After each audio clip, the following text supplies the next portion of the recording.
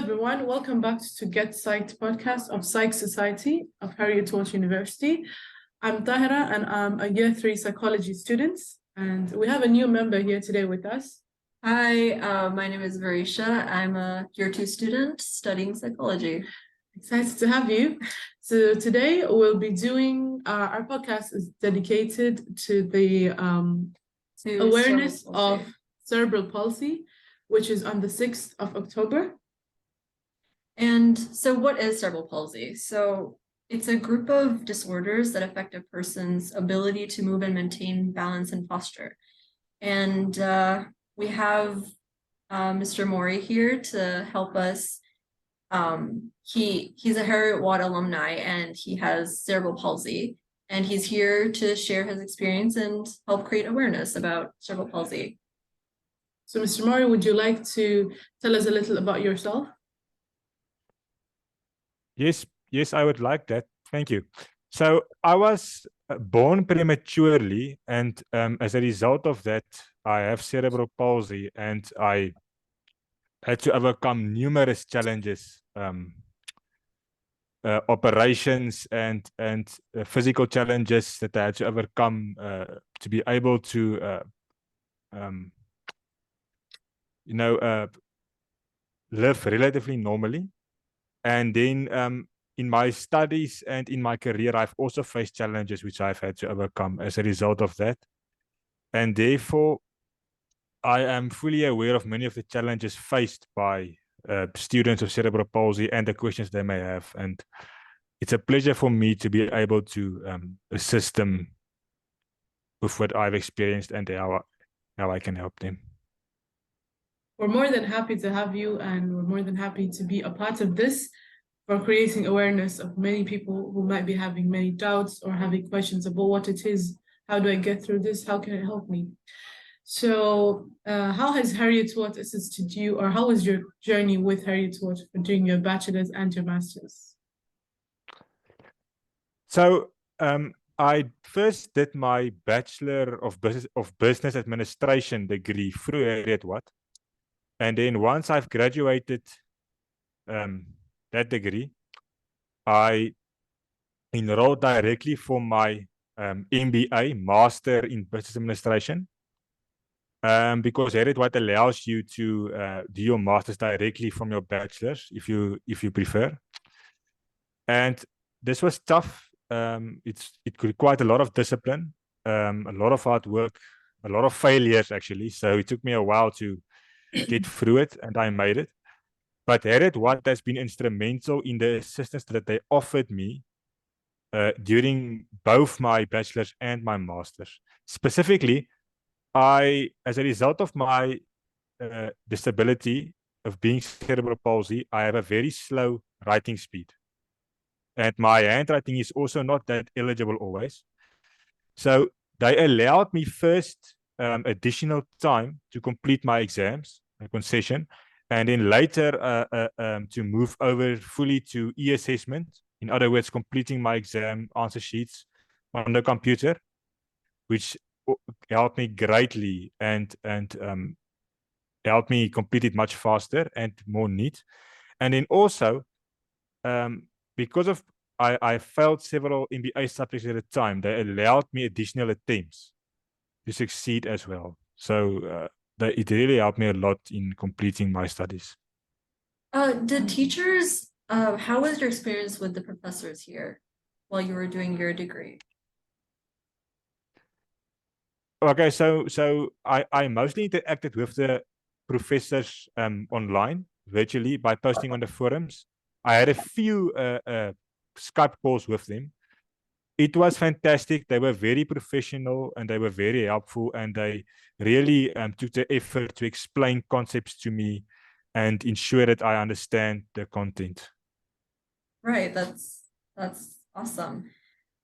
Okay, so is there anything that you particularly want to highlight for the students who are here in Heriot Watt who might also be going through the same condition?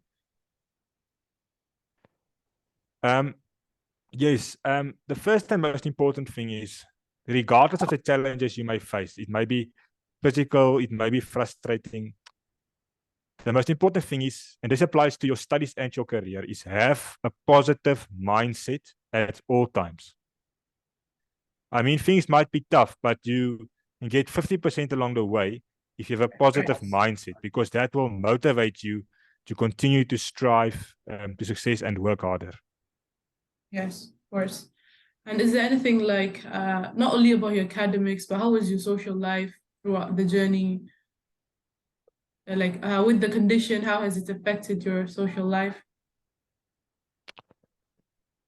Well, it's, for example, one would, I would socialize with colleagues or at work or during my student life, and then we'll participate in things, and I will not be able to participate in certain activities due to my disability, but it's fine. So I just said, I'm sorry, but I can't participate in this because I do not have the physical capability. So it was always, it's a kind of like, it's a bit of a challenge, but, they accepted it and they supported me and that.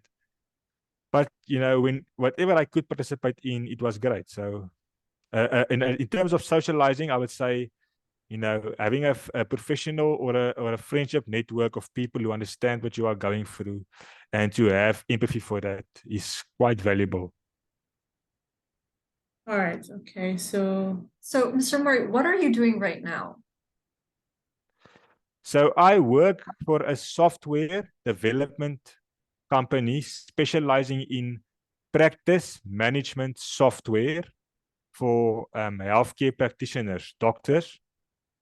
And I am an instructional designer on continuous professional development online courses for healthcare practitioners, the ones that they require for their professional registration points in order to be able to practice. So we also develop and offer these accredited online courses, and I'm an instructional designer, so my role is to design the structure and the course content for these courses.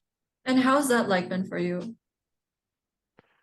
I have really enjoyed this new role because I come from a software project management background, but I find this role really fulfilling because you are essentially working on content for learning materials and teaching materials for healthcare practitioners. So it's really stimulating to be able to design content for this and to be able to know you are assisting a practitioner in his professional registration for his career. okay.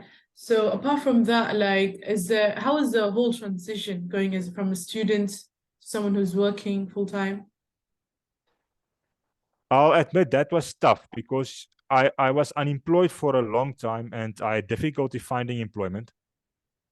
Okay. So I had to do a lot of research, on the internet about the trends in employment these days, and how to be able to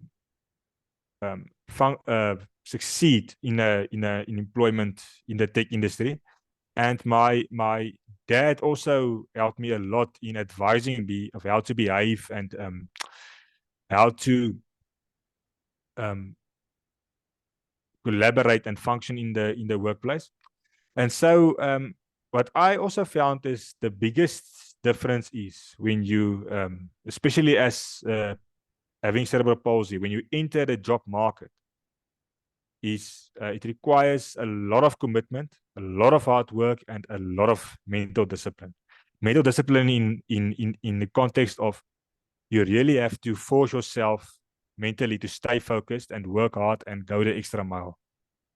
Because in the job market, I work for a company that's very supportive of my condition, but in the job market, you may or may not find employers may have a stereotype about people being disabled and having cerebral palsy, and they may not know how to handle it, or they may have a negative view about it.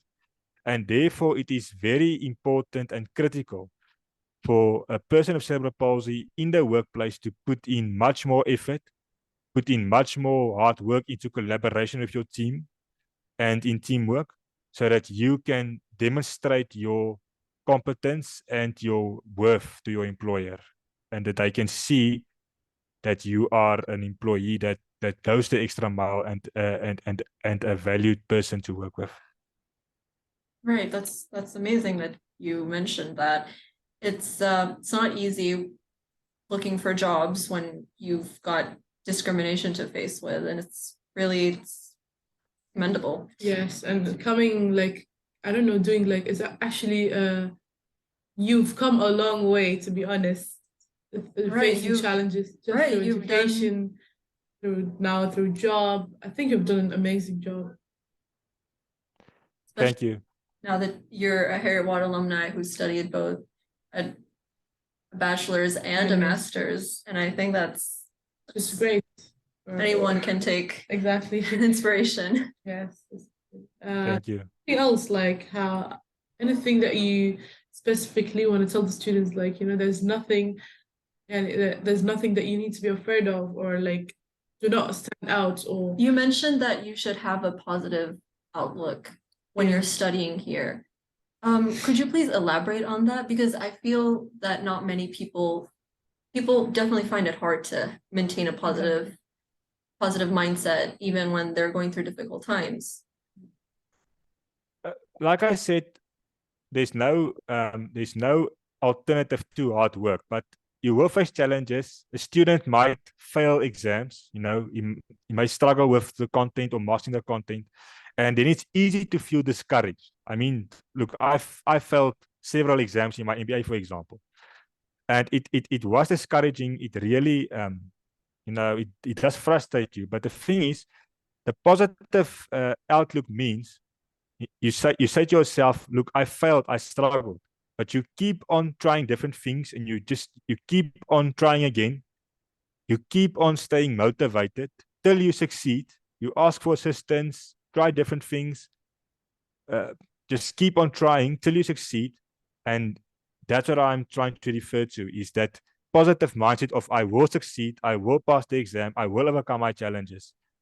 That is critical in your studies, and eventually just as critical in your career. Right. Try again until you succeed, right? Yes, that's important, because that I think for most students suffering from cerebral palsy and failing and struggling with certain things, that is I think the most important piece of advice I can offer.